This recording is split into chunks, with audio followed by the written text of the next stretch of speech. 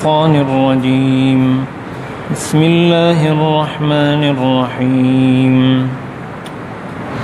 الحمد لله رب العالمين الرحمن الرحيم مالك يوم الدين إياك نعبد وإياك نستعين اهدنا الصراط المستقيم صراط الذين أنعمت عليهم غير المغضوب عليهم ولا الضالين۔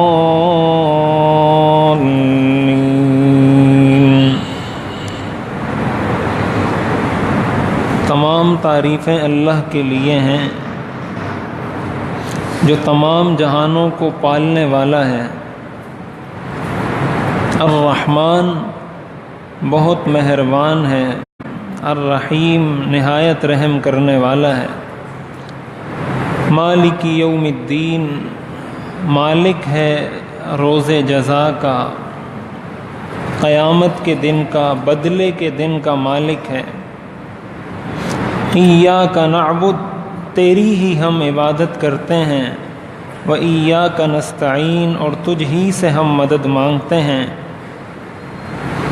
اهدنا الصراط المستقیم ہمیں سیدھے راستے پر چلا، ہمیں سیدھے راستے کی ہدایت عطا فرما۔ صراط الذین انعمت علیہم ان لوگوں کا راستہ جن پر تو نے انعام کیا، غیر المغضوب علیہم ولا الضالین نہ ان لوگوں کا راستہ جن پر غضب کیا گیا اور نہ ہی گمراہ لوگوں کا راستہ۔ سورہ فاتحہ کی فضیلت سے متعلق تفصیلی بات ہم کل کے درس میں کر چکے ہیں کہ اس سورت کی کیا فضیلت ہے اور نماز میں اس کو کیوں لازمی قرار دیا گیا اور ہر نماز میں اس کو پڑھا جاتا ہے۔ اس سورت کا جو سب سے پہلا لفظ ہے وہ ہے الحمد، کہ تمام تعریفیں اللہ کے لیے ہیں۔ قرآن کریم کا اگر مطالعہ کیا جائے تو قرآن کریم نے انسان کو جو اللہ کی طرف بلایا ہے، تو اس بلانے کے اندر بنیادی چیز جو انسان کو بتائی گئی ہے وہ یہ کہ انسان اللہ کی مخلوق میں غور و فکر کرے۔ ان فی خلق السماوات والارض واختلاف اللیل والنہار والفلک التی تجری فی البحر بما ينفع الناس، اس طرح کی آیات کے اندر اللہ تعالیٰ انسان کو متوجہ کرتے ہیں کہ انسان رات میں غور کرے، دن میں غور کرے، آسمانوں میں تفکر کرے، زمین کے بارے میں سوچے۔ الذین یذکرون اللہ قیاما وقعودا وعلی جنوبہم جو کھڑے بیٹھے لیٹے ہر حال میں اللہ کا ذکر کرتے ہیں۔ ویتفکرون فی خلق السماوات والارض اور آسمان و زمین کی خلقت میں غور و فکر کرتے ہیں کہ اتنا بڑا آسمان کس نے بنایا، اتنی بڑی زمین کس نے بچھائی، یہ دریا یہ سمندر کس نے چلائے، یہ ہوا کس نے چلائی۔ ان ساری چیزوں میں وہ غور و فکر کرتا ہے، تو اس غور و فکر کا نتیجہ یہ نکلتا ہے کہ پھر وہ کہتا ہے ربنا ما خلقت ھذا باطلا، کہ اے میرے رب تو نے ان چیزوں میں سے کسی چیز کو بیکار پیدا نہیں کیا۔ تو انسان جب غور و فکر کرتا ہے، اس غور و فکر کے نتیجے میں اس کو پتہ چلتا ہے کہ یہ سب نظام چلانے والی ذات وہ اللہ کی ذات ہے۔ آسمان کا نظام ہو، زمین کا نظام ہو، سورج کا نظام ہو، ان سارے نظاموں کو چلانے والا وہ اللہ ہے۔ جب اللہ تعالیٰ نے یہ سارا نظام بنایا اور اللہ تعالیٰ ہی ان سارے نظاموں کو چلانے والے ہیں، تو ظاہر ہے کہ تعریف کے مستحق ایسی ہی ذات ہوا کرتی ہے۔ تعریف ایسی ہی ذات کو جچتی ہے، ایسی ہی ذات تعریف کی مستحق ہے جس نے اس پورے کائنات کے نظام کو بنایا بھی اور روز اول سے اب تک اللہ تعالیٰ اس کو چلا بھی رہے ہیں۔ تو اس سے پتہ چلتا ہے کہ تعریف کس کی کرنی چاہیے، اور اسی نقطے کو اس آیت میں بیان کیا کہ تمام تعریفیں، الحمدللہ کا مطلب ہے تمام تعریفیں اللہ کے لیے ہیں، یعنی جس طرح کی جو تعریف کی جا سکتی ہے وہ ساری کی ساری تعریفیں اللہ کی ہیں۔ اس کی وجہ یہ ہے کہ ہم دنیا کے اندر بھی بہت ساری چیزوں کی تعریف کرتے ہیں، کوئی چیز ہمیں اچھی لگتی ہے کہ یہ اچھی ہے، یہ فلاں چیز اچھی ہے، یہ فائدہ مند ہے، اس سے یہ فائدہ حاصل ہو رہا ہے، لیکن اگر غور کیا جائے تو حقیقت میں یہ ساری تعریفیں اللہ کی ہیں۔ اس لیے کہ اگر آپ بلب کی تعریف کرتے ہیں کہ اس سے روشنی حاصل ہوتی ہے، آپ پنکھے کی تعریف کرتے ہیں کہ اس سے ہوا حاصل ہوتی ہے، کسی چیز کی آپ تعریف کرتے ہیں تو یہ ظاہر ہے اس بلب کو بنانے والا کوئی انسان تھا، اور اس انسان کو پیدا کرنے والی ذات وہ اللہ کی ذات ہے۔ دنیا کے اندر جس کسی نے کوئی چیز بنائی تو اس کو پیدا کرنے والا وہ اللہ ہے، اس کو دماغ دینے والا، اس کو عقل دینے والا، اس کو سمجھ بوجھ دینے والا، اس کو یہ فہم و فراست دینے والا وہ اللہ ہے۔ تو آپ جب کسی مخلوق کی تعریف کرتے ہیں وہ در حقیقت اللہ کی تعریف ہوتی ہے۔ اس دنیا میں کسی اور کی تعریف ہو ہی نہیں سکتی سوائے اللہ کی۔ جس چیز کی آپ تعریف کریں گے بالآخر لوٹ کر وہ تعریف جائے گی اللہ کی طرف کہ تمام تعریفیں اللہ کے لیے ہیں۔ اور یہی درس اس لفظ کے اندر، اس کلمے کے اندر ہمیں دیا گیا ہے کہ اللہ کی تعریف، اللہ کا شکر ہر وقت ہمارے پیش نظر ہونا چاہیے۔ عربی کا ایک شعر ہے، عباراتنا شتیٰ وحسنک واحد وکل الی ذاک الجمال یشیر، کہ ہماری عبارتیں، ہمارے کلام، ہماری گفتگو مختلف ہے لیکن تیرا حسن وہ ایک ہی ہے۔ کوئی اس ٹیبل کی تعریف کر رہا ہے تو کوئی پتھر کی تعریف کر رہا ہے تو کوئی موبائل کی تعریف کر رہا ہے، یہ مختلف عبارات ہیں۔ وحسنک واحد، لیکن تیرا حسن ایک ہی ہے۔ یہ ساری تعریفیں لوٹ کر اللہ کی طرف جاتی ہیں۔ اور پھر آگے فرمایا الحمدللہ، تمام تعریفیں اللہ کے لیے ہیں۔ اور یہاں پر اللہ تعالیٰ کا، اللہ، یہ جو لفظ اللہ ہے یہ اللہ کا ذاتی نام ہے۔ یہ جو 99 نام لکھے ہوتے ہیں جو ہم پڑھتے ہیں، حدیث شریف میں بھی آئے ہیں، یہ اللہ کے صفاتی نام ہیں۔ اس میں اللہ کی صفات ذکر کی گئی ہیں، مثلا الرحمن ہے، الرحیم ہے، غفور ہے، رزاق ہے، قہار ہے، مالک ہے۔ یہ ساری اللہ کی صفتیں ہیں کہ وہ رزق دیتا ہے، وہ بخشنے والا ہے، وہ توبہ قبول کرنے والا ہے۔ اور اللہ، یہ اللہ کا ذاتی نام ہے۔ تو یہاں اللہ تعالیٰ کا ذاتی نام ذکر کیا گیا کہ تعریف کا مستحق وہی معبود ہے جس نے ان ساری چیزوں کو پیدا کیا اور یہ ساری چیزیں اس کی عبادت کرتی ہیں۔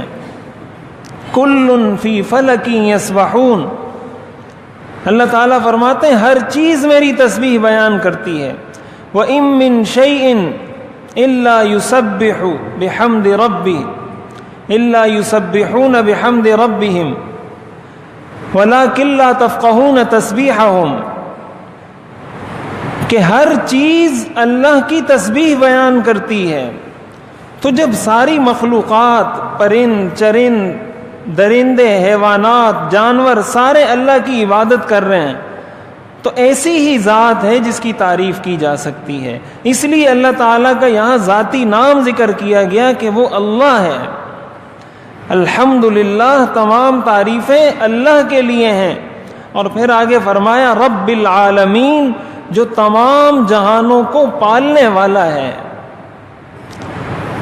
رب تربیت سے نکلا ہے۔ تربیت کا مطلب ہوتا ہے کسی چیز کو مرحلہ بمرحلہ اس کے آخری کمال کے انجام تک پہنچانا، کسی چیز کو تھوڑا تھوڑا کر کے سٹیپ بائی سٹیپ، مرحلہ بمرحلہ اس کے کمال تک پہنچانا، اس کو تربیت کہا جاتا ہے، اس کو ربوبیت کہا جاتا ہے۔ یعنی ایک تو یہ ہے کہ آپ نے کسی پر احسان کیا، آپ نے اس کو بہت زیادہ پیسے دے دیے، بہت زیادہ کوئی اس کے ساتھ احسان کر دیا، تو اس کو احسان تو کہہ سکتے ہیں، اس کو سخاوت تو کہہ سکتے ہیں، لیکن اس کو تربیت نہیں کہتے۔ تربیت کا مطلب جس کی جو ضرورت جس مرحلے پر ہو اس کو اس موقع پر اس مرحلے پر وہ ضرورت فراہم کر دی جائے، اور ہر مرحلے پر یہ ضرورت فراہم کی جاتی رہے یہاں تک کہ وہ اپنے کمال کو، اپنے عروج کو اور اپنے اعلیٰ درجے کو پہنچ جائے۔ اس کو کہا جاتا ہے تربیت اور ربوبیت۔ اور اس دنیا کے اندر سوائے اللہ تعالیٰ کے اور کوئی رب نہیں ہے، اس لیے کہ اللہ تعالیٰ انسان کو، اس پورے کائنات کے نظام کو چلانے والے ہیں۔ یہ رب کا لفظ یہاں اس لیے ذکر کیا، اس کے مفہوم کو اگر ہم سمجھیں گے تو ہمیں یہ بات سمجھ آئے گی کہ سورہ فاتحہ کو قرآن کا خلاصہ کیوں قرار دیا جاتا ہے۔ قرآن کریم کے اندر اللہ تعالیٰ نے جہاں انسان کو اپنی عبادت کا حکم دیا ہے، بہت سارے مقامات پر اللہ تعالیٰ نے ساتھ اس چیز کا ذکر کیا ہے کہ تم میری عبادت کرو، اس لیے کہ میں تمہارا رب ہوں، میں تمہیں پالنے والا ہوں۔ تو اللہ تعالیٰ جب انسان پیدا ہوتا ہے، وہ بچہ ہوتا ہے، اس کو دنیا جہان کی کسی چیز کا نہیں پتہ ہوتا، لیکن اس کو اللہ تعالیٰ یہ سکھا دیتے ہیں کہ میں نے غذا کہاں سے حاصل کرنی ہے اور کیسے حاصل کرنی ہے۔ دنیا کا کوئی علم، کوئی ہنر، کوئی سائنس اس کو یہ بات نہیں سکھا سکتی، لیکن اللہ تعالیٰ اس کو یہ چیز سکھا دیتے ہیں، اور پھر اللہ تعالیٰ اس کے لیے وہ غذا مہیا بھی کر دیتے ہیں، وہ غذا فراہم بھی کر دیتے ہیں۔ ادھر بچے کو طریقہ سکھایا کہ غذا کیسے حاصل کرنی ہے، اور ادھر اس کے لیے اس غذا کا بندوبست کیا، اس دودھ کا بندوبست کیا تاکہ اس بچے کی پرورش ہو سکے۔ اور ساتھ ہی ساتھ ماں کے دل میں اللہ تعالیٰ نے محبت ڈالی۔ جب بچہ پیدا ہوتا ہے تو ماں کی اس کے ساتھ محبت، ماں کی محبت ضرب المثل ہے۔ اگر اللہ تعالیٰ ماں کے دل میں اس بچے کی محبت نہ ڈالتا تو کوئی ماں اپنے بچے کی تربیت نہ کرتی۔ اگر ساری مائیں اپنے بچوں کو اس طریقے سے چھوڑ دیتی تو کوئی اچھا انسان اس معاشرے میں پل بڑھ نہیں سکتا تھا۔ تو ماؤں کے دلوں میں محبت کا ڈالنا یہ بھی اللہ کی طرف سے ہے، اور یہ بھی اللہ تعالیٰ کی ربوبیت ہے کہ ایک طرف اللہ نے انسان کو پیدا کیا، دوسری طرف ماں کے دل میں شفقت ڈالی تاکہ وہ اس بچے سے محبت کرے۔ چنانچہ اس کے نتیجے میں ماں ہر قسم کی تکلیف برداشت کرتی ہے، ہر قسم کی پریشانی برداشت کرتی ہے۔ حملتہ کرہا ووضعتہ کرہا، اس کا حمل وہ بھی تکلیف دے، اس کا وضع حمل وہ بھی تکلیف دے، اس کی تربیت وہ بھی تکلیف دے، اس کو دودھ پلانا، اس کا دودھ چھوڑانا، اس کا پیشاب پاخانہ صاف کرنا، ایک ایک کر کے اس کو بڑا کرنا، یہ اللہ تعالیٰ کی ربوبیت ہے۔ تھوڑا سا بڑا ہوتا ہے، والد اس کو چلانے کی کوشش کرتا ہے، والدہ اس کو چلانے کی کوشش کرتی ہے، ایک قدم لیتا ہے، پھر 2 قدم لیتا ہے، پھر 3 قدم لیتا ہے۔ مرحلہ بمرحلہ اللہ تعالیٰ انسان کو یہ تربیت فراہم کر رہے ہوتے ہیں، یہاں تک کہ اس کو اس عمر میں پہنچا دیتے ہیں کہ وہ اپنے پاؤں پہ کھڑا ہو جاتا ہے۔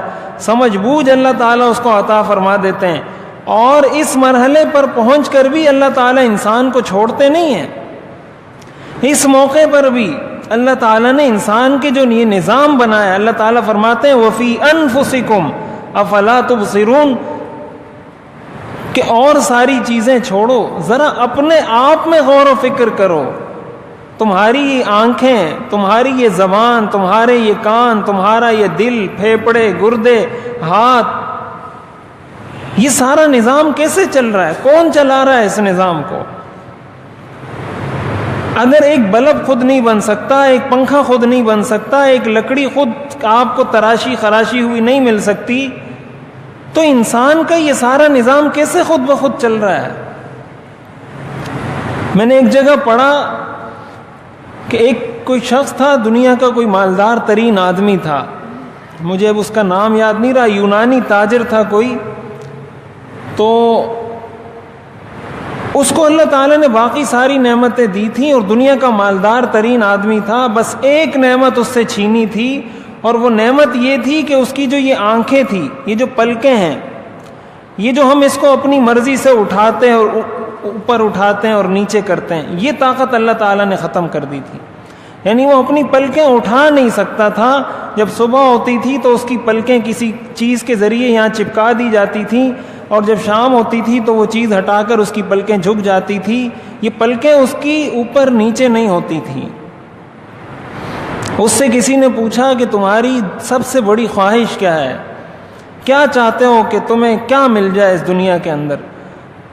دنیا کا سب سے مالدار ترین شخص تھا. اس نے کہا میں اپنی ساری دولت دینے کے لیے تیار ہوں، میرا جی چاہتا ہے کہ صرف ایک دفعہ میں اپنی آنکھ کو خود اپنی مرضی سے اوپر نیچے کر لوں، بس یہ میری پہلی اور آخری خواہش ہے، میں سارا مال دینے کے لیے تیار ہوں.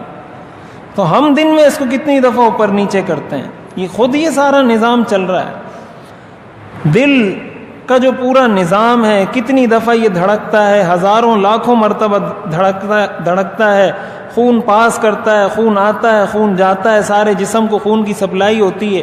یہ کیا ویسے ہی ہو رہی ہے؟ تو ایک ایک انسان، پھر صرف انسان بھی نہیں، انسان بھی اپنی جگہ پہ جی رہے ہیں. ایک چینٹی ہے اس کی زندگی بھی چل رہی ہے، کیڑے مکوڑے ہیں اس کی زندگی بھی چل رہی ہے، سانپ ہے، شیر ہے، بچھو ہے. دنیا جہان کی جو چیز ہے سارے اپنے اپنے نظام کے مطابق ٹھیک چل رہے ہیں. للشمس ينبغي لها ان تدرك القمر ولا الليل سابق النهار. نہ سورج چاند سے آگے بڑھ سکتا ہے، نہ چاند سورج سے آگے بڑھ سکتا ہے، نہ رات دن سے آگے بڑھ سکتی ہے، نہ دن رات سے آگے بڑھ سکتی ہے. دن آ رہا ہے، رات آ رہی ہے، دن آ رہا ہے، صبح ہو رہی ہے، شام ہو رہی ہے. یہ سارا نظام یہ اللہ تعالیٰ چلا رہے ہیں. اللہ تعالیٰ قرآن کریم میں ارشاد فرماتے ہیں یا ایھا الناس اعبدوا ربکم الذی خلقکم والذین من قبلکم لعلکم تتقون. ایک کسی نے بڑا اچھا لکھا تھا کہ اللہ تعالیٰ گھاس کا بھی رب ہے، اور اس گھاس میں منہ مارتی گائے کا بھی رب ہے، اور اس گائے پر نظریں جمائے شیر کا بھی رب ہے، اور اس شیر پر نظریں جمائے انسان کا بھی رب ہے. جو چیز ہمیں دنیا میں نظر آتی ہے کوئی بیکار چیز اللہ نے دنیا میں پیدا نہیں کی. قرآن کریم کے اندر یہی وجہ ہے کہ اللہ تعالیٰ نے بہت سارے مقامات پر انسان کو جب دعوت دی ہے عبادت کی تو ساتھ یہ چیز یاد دلائی ہے کہ میں تمہارا رب ہوں، میں تمہیں پالنے والا ہوں. اگر اللہ تعالیٰ کی ذات کسی انسان کو نہ پالنا چاہے تو کیا وہ اس دنیا میں خود پل بڑھ سکتا ہے؟ پانی کا نظام آپ دیکھ لیں، ہوا کا نظام آپ دیکھ لیں. پانی کو اللہ تعالیٰ برساتے ہیں، اس پانی کو اللہ تعالیٰ پہاڑوں پہ جمع کرتے ہیں، اس کو دریاؤں میں بہاتے ہیں، اس کو چشموں میں بہاتے ہیں، اس کو نہروں میں بہاتے ہیں. پھر اللہ تعالیٰ آسمان سے پانی نازل فرماتے ہیں. تو اس طریقے سے پانی نازل فرمائیں کہ وہ قطرہ آ کر کسی کے لیے مہلک نہ بنے، ورنہ جس رفتار سے یہ قطرہ آتا ہے اگر یہ ایک قطرہ بھی اپنی اسی اصل رفتار سے آ کر کسی انسان کے سر میں لگے تو اس کے سر دو ٹکڑے ہو جائے اس کا. لیکن یہ سارا نظام کیسے چل رہا ہے؟ اسی لیے اللہ تعالیٰ قرآن کریم میں فرماتے ہیں اعبدوا اللہ ربی و ربکم. حضور نے فرمایا اللہ کی عبادت کرو جو مجھے بھی پالتا ہے اور تمہیں بھی پالتا ہے. اللہ تعالیٰ نے فرمایا ان اللہ ربی و ربکم فاعبدوہ. اللہ میرا بھی رب ہے، تمہارا بھی رب ہے، لہٰذا تم اللہ ہی کی عبادت کرو. ایک دوسری جگہ ارشاد فرمایا ذالکم اللہ ربکم، یہ تمہارا اللہ ہے جو تمہارا رب ہے، فاعبدوہ تو اس کی عبادت کرو. ایک دوسری جگہ ارشاد فرمایا ان ھذہ امتکم امۃ واحدہ وانا ربکم فاعبدون، میں تمہارا رب ہوں، میری عبادت کرو. ایک دوسرے مقام پر اللہ تعالیٰ نے ارشاد فرمایا قل اتحاجوننا فی اللہ وہو ربنا وربکم، کیا تم میرے ساتھ اللہ کے معاملے میں جھگڑتے ہو حالانکہ وہ ہمارا بھی رب ہے، تمہارا بھی رب ہے. اللہ تعالیٰ مسلمان کا بھی رب ہے، کافر کا بھی رب ہے. اللہ تعالیٰ اپنے دشمن کا بھی رب ہے، اپنے دوست کا بھی رب ہے. ہر چیز کو پالنے والی ذات وہ اللہ کی ذات ہے، اور کوئی چیز بیکار نہیں ہے. امام قرطبی رحمہ اللہ نے اس آیت کی تفسیر میں ایک واقعہ لکھا ہے کہ میں ایک دفعہ یہ سوچنے لگا کہ اللہ تعالیٰ، ہم جو کہتے ہیں نا کہ ہر کام میں اللہ کی حکمت ہوتی ہے، اور یہ جو فرمایا گیا کہ قیامت کے دن جنت میں سب سے پہلے ان لوگوں کو بلایا جائے گا جنت میں جو اللہ کی حمد کرنے والے ہوں گے، جو الحمدللہ کے عادی ہوں گے، اس کی بنیادی وجہ یہ ہے کہ ایسے آدمی کا نقطہ نظر اور نظریہ یہ ہوتا ہے کہ اگر خیر ہے یہ بھی اللہ کی طرف سے ہے، اگر شر ہے یہ بھی اللہ کی طرف سے ہے، اور اس کے اندر میری کوئی مصلحت، میرے لیے کوئی حکمت پوشیدہ ہے۔ وہ بزرگ کہتے ہیں کہ میں نے کہا کہ آج میں نے کچھوے کو دیکھا، بچھو کو دیکھا، تو کہا میں سوچنے لگا کہ اس بچھو کو اللہ نے کیوں پیدا کیا ہے۔ آج ذرا میں اس کا جائزہ لیتا ہوں، ذرا اس کو دیکھتا ہوں کہ کیوں اللہ نے اس بچھو کو پیدا کیا ہے۔ وہ کہتے ہیں میں نے بچھو کو دیکھا، وہ جا رہا تھا، میں اس کے پیچھے پیچھے چلنے لگ گیا۔ چلتے چلتے چلتے چلتے وہ ایک دریا کے کنارے پہنچا۔ کہا میں بھی دریا کے کنارے پہنچ کر کھڑا ہو گیا۔ جب دریا کے کنارے کھڑا ہوا، میں نے دیکھا کہ ایک طرف سے ایک کچھوا تیرتا ہوا آ رہا ہے دریا کے کنارے کی طرف جہاں وہ بچھو کھڑا ہے، اور آتے آتے آتے آتے وہ دریا کے کنارے پر کھڑا ہو گیا۔ یہ کہتے ہیں وہ بچھو نے چھلانگ ماری اور اڑ کر کچھوے پر سوار ہو گیا۔ وہ کچھوا دوبارہ چلنے لگا دوسرے کنارے کی طرف۔ کہا میں نے کشتی کرائے پر لی، میں بھی کشتی میں بیٹھا۔ میں نے کہا میں دیکھتا ہوں کہ یہ کہاں جاتا ہے اور کیا کرتا ہے، اللہ تعالیٰ کیا کام لیتے ہیں اپنی اس مخلوق سے۔ کہتے ہیں میں بھی کشتی میں سوار ہو گیا، میں بھی اس کے پیچھے پیچھے چلتا رہا، یہاں تک کہ دریا کے دوسرے کنارے پر پہنچا۔ یہ کچھوا وہاں جا کر دریا کے کنارے پر لگا اور بچھو اس سے وہاں اتر گیا۔ یہ کہتے ہیں میں نے بھی کشتی رکوائی، میں بھی وہاں اتر گیا۔ کہتے ہیں پھر یہ چلتا رہا یہ بچھو۔ آگے جا کر میں نے دیکھا کہ ایک انسان سویا ہوا ہے، اور دوسری طرف سے میں نے دیکھا کہ ایک سانپ آ رہا ہے بڑی تیزی سے اس انسان کو ڈسنے کے لیے۔ وہ سویا ہوا ہے، اس کو پتہ نہیں ہے، کسی درخت کے نیچے سویا ہوا ہے، اور سانپ وہاں سے آ رہا ہے تیزی سے اس انسان کو ڈسنے کے لیے۔ یہ کہتے ہیں وہ بچھو کو میں نے دیکھا چلتے چلتے چلتے وہ ایک دم گیا اور اس سانپ پر حملہ کیا، اس کو ایسا ڈنک مارا کہ اس کو وہیں پر ختم کر دیا، اور یہ انسان مزے سے اپنی نیند سو رہا ہے، اس کو کچھ پتہ نہیں۔ کہاں میں حیران ہوا کہ اللہ تعالیٰ نے کہاں سے اس بچھو کو بھیجا، کہاں سے اس کچھوے کو بھیجا، کہاں سے یہ کچھوا اس بچھو کو لے کر آیا۔ یہ بچھو آیا، اس نے سانپ کو ڈسا، اور اس انسان کی جان اللہ تعالیٰ نے اس کے ذریعے بچائی۔ وہ کہتے ہیں تھوڑی دیر بعد وہ جاگا تو اس نے جلدی پتھر اٹھا کر اس بچھو کو مارنا چاہا، تو میں نے اس کا ہاتھ روکا کہ اس بچھو کو نہیں مارو، تمہیں پتہ نہیں کہ اللہ تعالیٰ نے کتنی دور سے بھیجا ہے تمہاری حفاظت کے لیے اس بچھو کو۔ تو یہ تو وہ چیزیں جو ہمیں پتہ ہی نہیں ہیں، کتنی چیزوں سے اللہ تعالیٰ ہماری حفاظت کر رہے ہوتے ہیں، ہمیں تو خبر بھی نہیں ہوتی۔ اب ہم تو شاید یہ سمجھیں کہ بچھو اللہ نے کیوں پیدا کیا، کچھوا اللہ نے کیوں پیدا کیا، سانپ اللہ نے کیوں پیدا کیا۔ یہ اللہ کی مخلوق ہے، کوئی چیز نکمی نہیں، کوئی چیز بیکار نہیں۔ اس دنیا کے اندر کوئی چیز اللہ تعالیٰ نے فضول پیدا نہیں کی۔ قرآن کریم میں اس چیز کو بار بار بتلایا گیا ہے کہ ہم نے کوئی چیز بیکار دنیا میں پیدا نہیں کی ہے۔ اور اسی سے ایک جڑا ہوا ایک واقعہ حضرت موسیٰ اور حضرت خضر علیہ السلام کا واقعہ جو سورہ کہف کے اندر اللہ تعالیٰ نے تفصیل سے ذکر کیا ہے کہ حضرت موسیٰ علیہ السلام کو اللہ تعالیٰ نے حضرت خضر علیہ السلام کے پاس بھیجا۔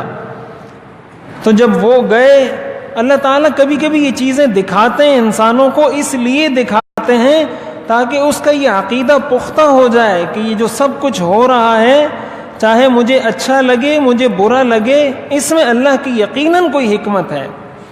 حضرت موسیٰ علیہ السلام اللہ کے نبی تھے۔ حضرت موسیٰ علیہ السلام سے کسی نے پوچھا کہ دنیا میں سب سے بڑا عالم کون ہے؟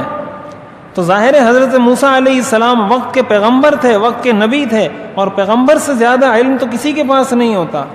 حضرت موسیٰ علیہ السلام نے فرمایا کہ میں ہوں۔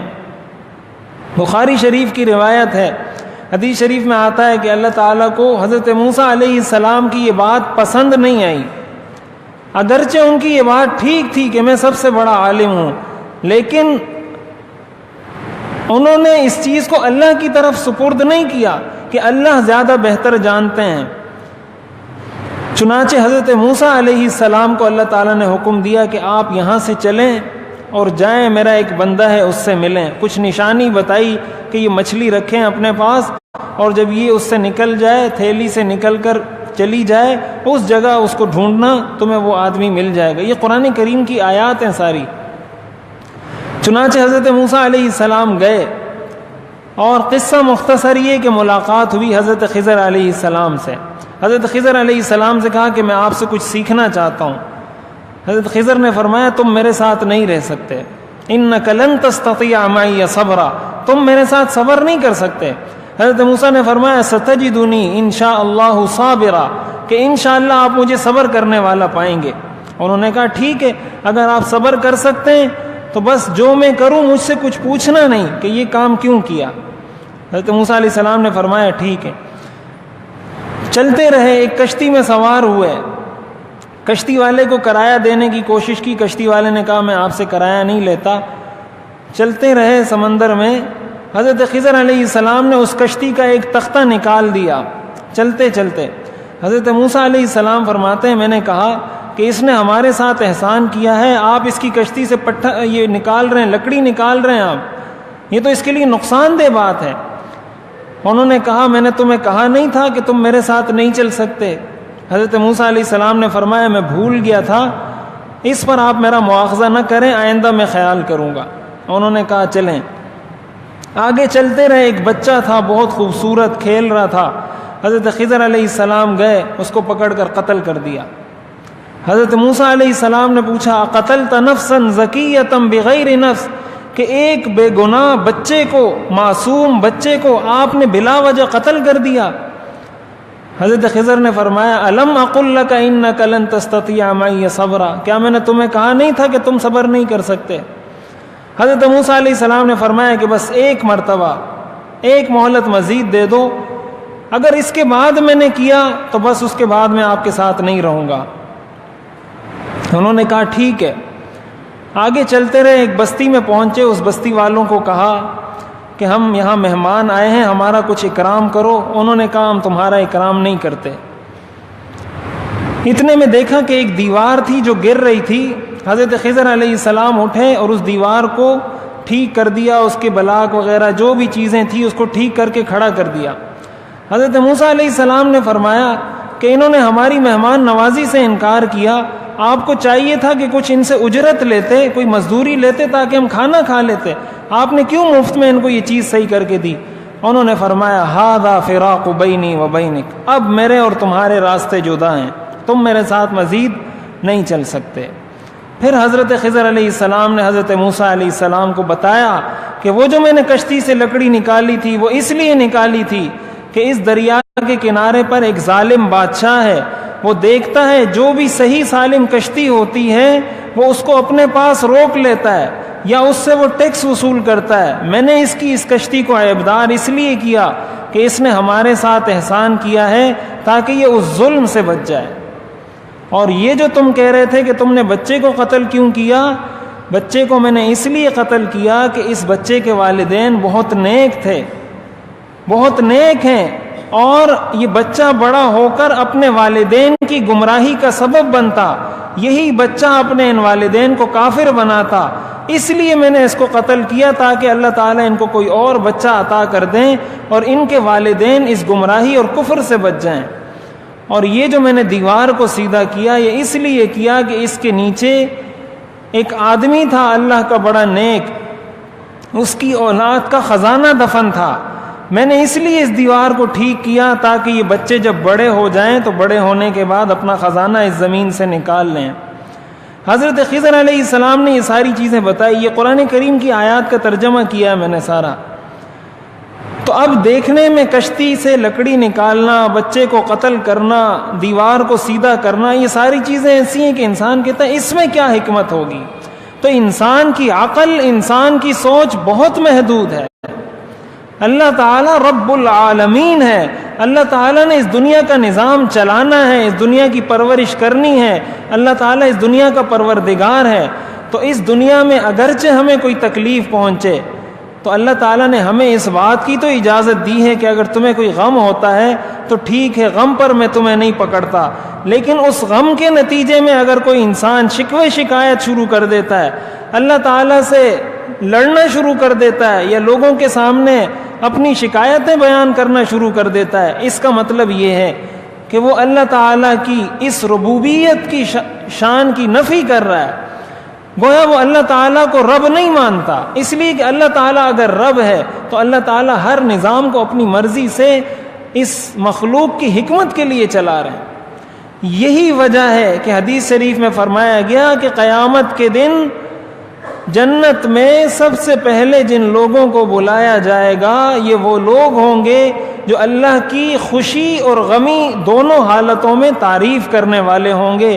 کہ کسی کو خوشی پہنچے تب بھی وہ تعریف کرتا ہے کہ اس میں میرے اللہ کی حکمت ہے، کسی کو کوئی تکلیف پریشانی پہنچے تب بھی وہ صبر کر کے اللہ کی تعریف کرتا ہے کہ اس میں میرے رب کی کوئی حکمت اور میرے لیے کوئی مصلحت پوشیدہ ہوگی. یہ مطلب ہے رب کا. الحمدللہ رب العالمین، تمام تعریفیں اس اللہ کی ہے، اس اللہ کے لیے ہے، رب العالمین جو تمام جہانوں کا پروردگار ہے. اللہ تعالی ہمیں عمل کی توفیق اور سمجھنے کی توفیق عطا فرمائے. ایک دفعہ ترجمہ کرتے ہیں پھر دعا کرتے ہیں. الحمدللہ رب العالمین، تمام تعریفیں اللہ کے لیے ہیں. الرحمن الرحیم، بہت مہربان نہایت رحم کرنے والا ہے. مالک یوم الدین، جزا کے دن کا مالک ہے، بدلے کے دن کا مالک ہے. ایاک نعبد، تیری ہی ہم عبادت کرتے ہیں. وَإِيَّاكَ نَسْتَعِينُ، اور تجھ ہی سے ہم مدد مانگتے ہیں. اهْدِنَا الصِّرَاطَ الْمُسْتَقِيمَ، ہمیں سیدھا راستہ دکھا، ہمیں سیدھے راستے کی ہدایت عطا فرما. صِرَاطَ الَّذِينَ أَنْعَمْتَ عَلَيْهِمْ، ان لوگوں کا راستہ جن پر تو نے انعام کیا. غَيْرِ الْمَغْضُوبِ عَلَيْهِمْ وَلَا الضَّالِّينَ، نہ کہ ان لوگوں کا راستہ جن پر غضب کیا گیا اور نہ ہی گمراہ لوگوں کا راستہ. الحمدللہ رب العالمین، والصلاة والسلام علی رسولہ محمد وآلہ واصحابہ اجمعین. ربنا آتنا فی الدنیا حسنہ وفی الآخرۃ حسنہ وقنا عذاب النار. یا اللہ ہم سب کے صغیرہ کبیرہ گناہوں کو معاف فرما. یا اللہ ہم سب کی تمام جائز حاجتیں غیب کے خزانوں سے پوری فرما. حاضرین میں جس کی جو شرعی حاجات ہیں یا اللہ غیب کے خزانوں سے پوری فرما. جس کی جو مشکلات ہیں یا اللہ اس کو آسانیوں سے تبدیل فرما. یا اللہ جو مریض ہیں ان کو شفاء کامل عاجلہ مستمرہ عطا فرما. جو لوگ حالت اسلام میں دنیا سے رخصت ہوئے ہیں یا اللہ سب کی کامل مغفرت فرما. یا اللہ ہمیں قرآن کریم کو پڑھنے، سمجھنے، اس پر عمل کرنے کی توفیق عطا فرما. وصلی اللہ تعالی علی خیر خلقہ محمد وآلہ واصحابہ اجمعین. آمین برحمتک یا